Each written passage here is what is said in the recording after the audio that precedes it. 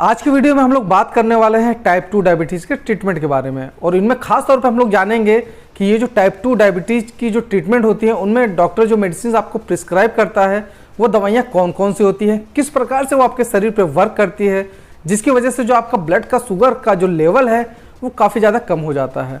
और ये जो मेडिसिन होती हैं इसको कैसे खानी होती है, इसके जो खाने का तरीका है वह क्या होता है, आज इसी वीडियो में इसके बारे में डिस्कशन होने वाली है। तो दोस्तों, जो भी लोग डायबिटीज़ से परेशान हैं, जिनका भी डायबिटीज़ का ट्रीटमेंट चल रहा है, उनके लिए ये वीडियो काफ़ी ज़्यादा फायदेमंद होने वाली है। तो कृपया इस वीडियो को बिना स्किप किए अब लास्ट तक जरूर देखें, जिससे इस वीडियो में मैं कुछ ऐसे इंपॉर्टेंट टॉपिक बताऊंगा जिसको देखने के बाद आपको अपने दवाई के बारे में अच्छी तरीके से जानकारी मिल जाएगी और आप अपना इलाज अच्छी तरीके से कर पाएंगे। हेलो नमस्कार, मैं आशीष आपको स्वागत करता हूं आपके अपने YouTube चैनल हेल्थी फ्लक्स में। जैसे कि आप जानते हैं कि ये चैनल एक स्वास्थ्य से संबंधित चैनल है। इसके अंदर आप लोगों को स्वास्थ्य संबंधित सारी जानकारी दी जाती है, जैसे आपको कौन सी मेडिसिन को किस बीमारी में खाना है, उसके क्या इफेक्ट हैं, क्या साइड इफेक्ट हैं, इसके बारे में बताया जाता है। साथ साथ कुछ ऐसे इन्वेस्टिगेशंस के बारे में भी बताया जाता है कि अगर जिसको आप करवाएंगे तो आप अपने बीमारियों के ग्रेड के बारे में जान सकते हैं। कुछ ऐसे लाइफस्टाइल चेंजेस के बारे में बताते हैं जिसको अपनाने के बाद आप अपने लाइफ को और भी बेहतर बना सकते हैं। तो देर न करते हुए जो भी स्वास्थ्य संबंधी वीडियो देखना पसंद करता है, मेरा उनसे रिक्वेस्ट है कि मेरे चैनल को आप जरूर सब्सक्राइब करें, साथ में बेल आइकन दबा के ऑल पे क्लिक करना भी ना भूलें, जिससे मेरी जो आने वाली जो वीडियो है उसकी नोटिफिकेशन सबसे पहले आप लोग तक आसानी से नोटिफिकेशन आइकन पे दिखाई दे जाएगी। तो देर न करते हुए आते हैं टॉपिक पे। दोस्तों, डायबिटीज के ट्रीटमेंट में जो मेडिसिन इस्तेमाल होने वाली है उसके बारे में जानने से पहले सबसे पहले हम लोग छोटी सी जानकारी ले लेते हैं डायबिटीज के बारे में, यानी कि शुगर के बारे में। इसका एक विस्तार से वीडियो मैंने बनाया हुआ है, जिसको मैं आई बटन पे लगा दे रहा हूँ, आप वहां से जाके क्लिक करके आसानी से देख सकते हैं।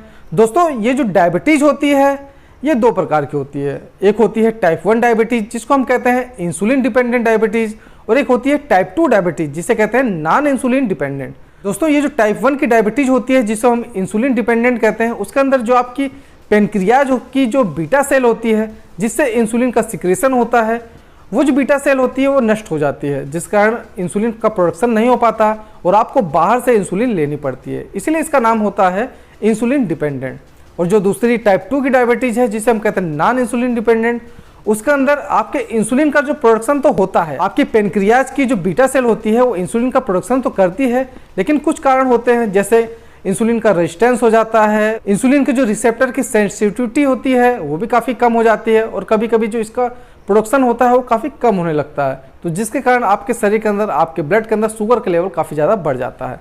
तो इसीलिए इसको कहते हैं नॉन इंसुलिन डिपेंडेंट। तो जब भी डॉक्टर्स आपको डायबिटीज़ की मेडिसिन को प्रिस्क्राइब करते हैं, उनको कई बातों का ध्यान देना पड़ता है, जैसे कि ये दवाइयाँ होती हैं ये काफ़ी लंबी चलती है, तो इसलिए जो इसका कॉस्ट होता है उस पर डॉक्टर को ध्यान जरूर देना चाहिए। ये दवाइयाँ लंबी चलती हैं, इसकी वजह से ये भी ध्यान देना चाहिए कि लंबे समय से जो दवाइयाँ चल रही हैं उसकी वजह से आपके शरीर के ऊपर कोई साइड इफेक्ट तो नहीं हो रहा है। डायबिटीज़ की कोई दवाइयाँ ऐसी होती हैं जो आपके शरीर में मोटापा बढ़ा सकती हैं, आपके वेट गेन करा सकती हैं, इसका भी ध्यान डॉक्टर को देना चाहिए। और इन मेडिसिन की जो फ्रीक्वेंसी होती है, क्योंकि इसका इलाज काफ़ी लंबा चलता है, तो जो पेशेंट होते हैं वो दवा बार बार खाने में उनको काफ़ी परेशानी होती है, इसलिए ये ध्यान देना चाहिए कि कौन सी ऐसी मेडिसिन है जिसको दिन में 1 बार खानी है, किसको 2 बार खानी है और किसको 3 बार खानी है। तो इसको भी डॉक्टर को ध्यान में देख के आपको दवा प्रिस्क्राइब करनी चाहिए। कुछ मेडिसिन ऐसे होती हैं जिनका अगर आप इस्तेमाल सही तरीके से नहीं करते हैं तो आपकी जो शुगर के लेवल को काफ़ी ज़्यादा फॉल कर देती है, काफ़ी ज़्यादा कम कर देती है, जिसकी वजह से आपको चक्कर आ सकता है, आपको काफ़ी ज़्यादा परेशानी भी हो सकती है।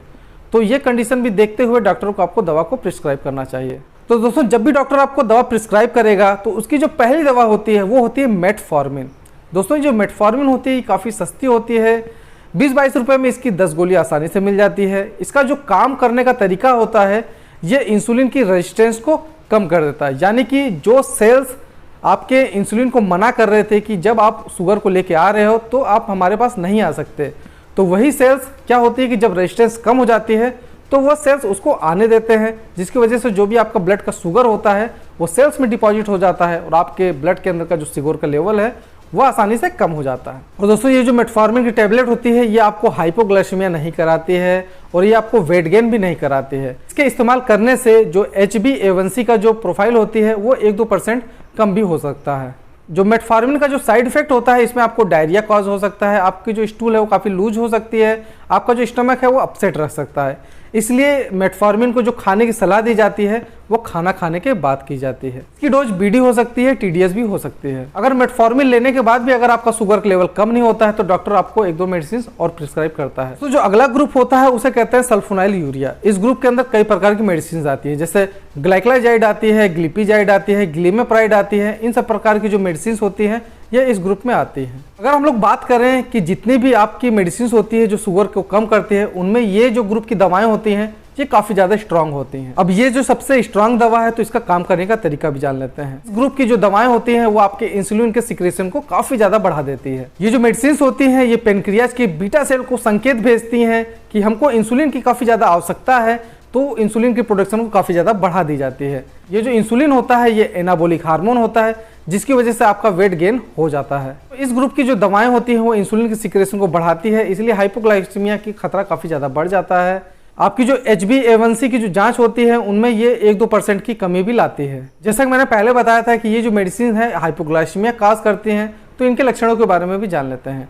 अगर आपको दवा खाने के बाद अंधेरा सा दिखने लगता है, आपका हाथ पैर बहुत तेजी से कांपता है, हाथ पैरों में बहुत तेज पसीना आता है, आपको कन्फ्यूजन की स्थिति हो जाती है, आपको ट्रिमर होने लगता है, तो सबसे पहले आप लोगों को ग्लूकोज का अपटेक बढ़ा देना चाहिए। आपको ग्लूकोज समय समय पीना चाहिए और साथ में पेशेंट को ले जाकर आपको डॉक्टर के पास दिखाना चाहिए, क्योंकि ये जो मेडिसिन होती हैं, ये जो सल्फोनाइल यूरिया जो मेडिसिन होती हैं, इनकी जो हाफ लाइफ होती है वो 24 घंटे तक होती है, तो ये बीच बीच में हाइपोग्लाइसीमिया करा सकते हैं, इसलिए आपको डॉक्टर के पास पेशेंट को ले जाना होता है। दोस्तों, ग्लिमेप्राइड, ग्लाइकोलाइजाइड तथा ग्लिपिजाइड इन दवाइयों को नाश्ते से पहले खाया जाता है। तो जब भी आप दवाई को खाएं तो आप ये श्योर कर लें कि आपका नाश्ता आपके सामने ही हो, क्योंकि अगर आप इन दवाओं को खा लेंगे और ऐसी कंडीशन होगी कि आपको नाश्ता नहीं मिलता है तो आपको हाइपोग्लाइसीमिया की कंडीशन आ सकती है।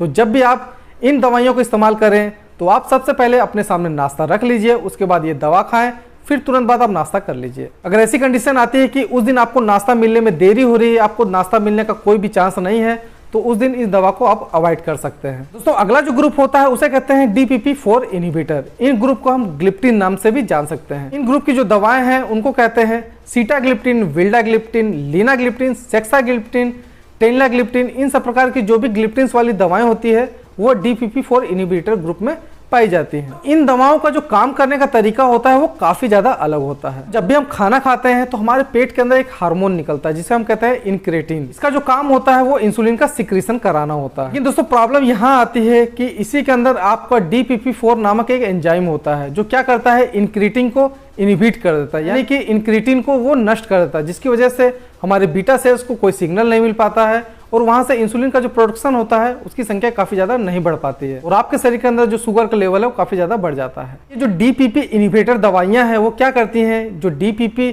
आपका जो एंजाइम है उसको ये डिस्ट्रॉय कर देती है, इसको इनहिबिट कर देती है, इसको दबा देती है, जिसके कारण क्या होता है कि जो इंक्रेटिन होता है वो अच्छी तरीके से काम करता है और अच्छी तरीके से काम करने की वजह से जो इंसुलिन का जो सिक्रेशन है वो काफी ज़्यादा बढ़ा देता है।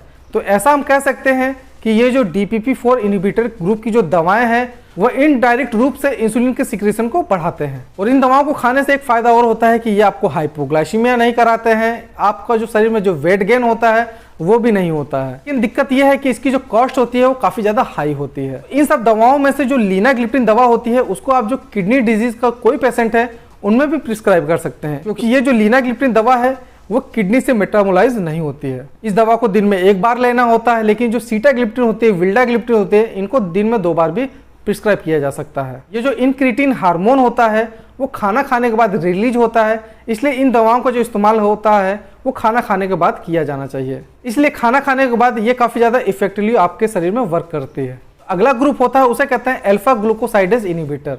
इसके अंदर आते हैं वोगलीवोस तथा ए-कार्बोस। इसका काम करने का जो तरीका होता है आइए इसके बारे में जान लेते हैं।